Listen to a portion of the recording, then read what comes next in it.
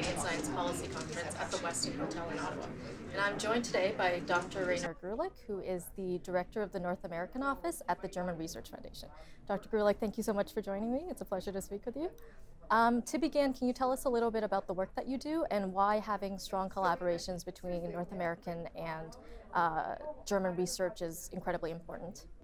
The German Research Foundation is the central self-governed public funding organization for basic research in Germany. We're one of the largest research funding organizations in the world. In Europe and in Germany, we're the largest.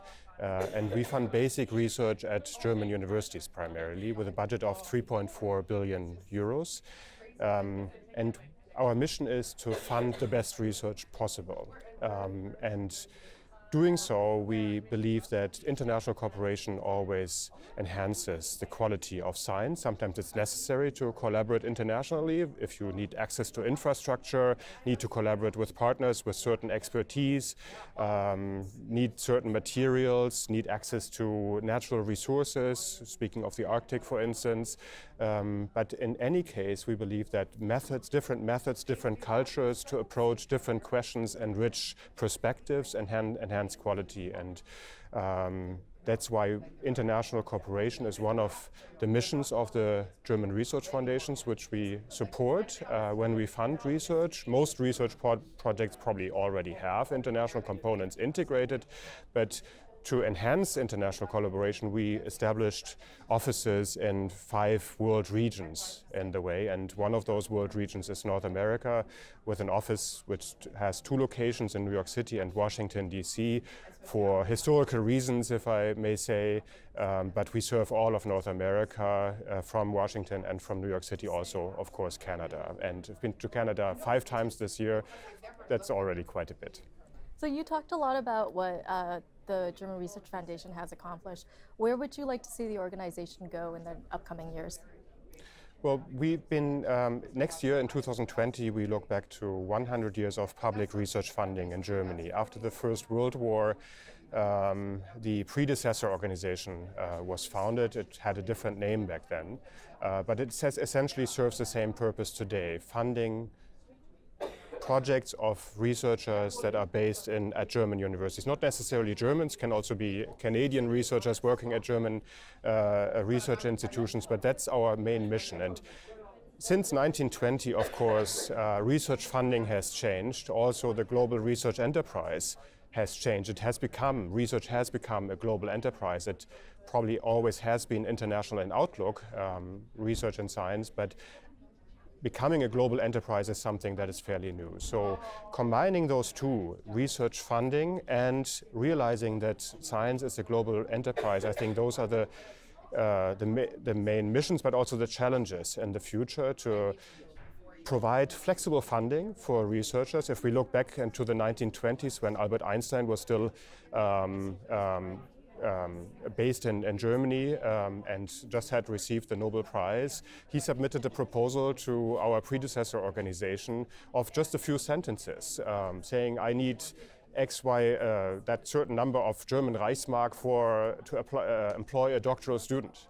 Nowadays, the proposals have become much more complex. The granting process has become much more complex for many good reasons. It's more differentiated now. And in international context, it's even more complicated because we have to streamline funding lines, deadlines, coordinate review procedures, come to joint decisions. And the main challenges I think we all face as national funding agencies is to how to be as flexible as possible to make international cooperation possible. Okay. So you were a part of a panel this morning called Research Without Boundaries that talked about exactly what you just said about research as a global enterprise. If you can distill that discussion into one single take-home message for our audiences, what would that be? The one sentence would be, it is very complex, and the challenges should not be underestimated. We talk about different funds, different situations, and we face also in the political realm. cooperation also between funding agencies between Europe and North America have been very intense because our systems are fairly similar. But if we look into different world regions, the situation changes completely because funding agencies, depending on their structure, on their legal status, work differently and depend sometimes on governments, sometimes are independent from government. So a lot of us on the panel this morning, quite a number of us were concerned with those, I would call them nitty-gritty things, but they are not nitty-gritty in a way that you should underestimate the importance of those things.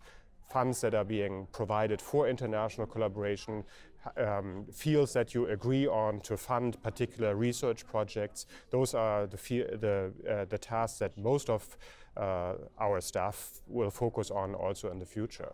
But then again, it's a broader picture that we have to fill. As funding agencies funding international cooperation, we are a pillar of foreign policy. And we have a role to play in science diplomacy. Science diplomacy is a side pillar of foreign policy. And by funding international cooperation of scientists and researchers, we have a mission as well and a role to fill, to work in a way that countries work together in the future. Scientists and researchers, because science does not know borders, are that group, that particular group that is more open than any other group probably for international cooperation. So it's a good way to start with science and research, because science and research, even in times of conflict, can keep communication lines open. That's why science diplomacy for me is something very important as a broader picture, and then again you always have to think about the day-to-day business, how to really make it happen to cooperate. So we at the CSPC are thrilled to have you at the conference this year. What would you say is the biggest value of the CSPC, and what have you enjoyed so far about the conference? This is my first time at the CSPC, and I very much hope it's not the last time. I'm really interested and eager to come back next year and have also more time to spend in various sessions. I think it's for Canada, as it's an important conference because you've invited people from outside of Canada to contribute their perspectives, which can enrich your own strategies to develop your the research landscape in Canada further, to internationalize it in a way that it's possible for Canadians or researchers working in Canada to cooperate worldwide. And I think the discussions we've had this morning, but also during the various panels, are very, very exciting in that respect, how to really make it happen and make research cooperation happen, but also how to develop the Canadian research landscape in a way that it's a world-class landscape that can not internationally compete. I don't think research and science need to be viewed under the perspective of competition necessarily, but it's really about working together, working for a common goal in the name of research and science, the benefit of a country and of global society. I think that's something that struck me this morning and during the sessions that I've been to, that this is the common goal that unites this conference as well. Yeah, I completely agree. Thank you so much, Dr. Gruhlich, for being here. That was a great conversation, and I hope you enjoy the rest of the conference. Thank you very much for having me. No problem. Thank you for being here.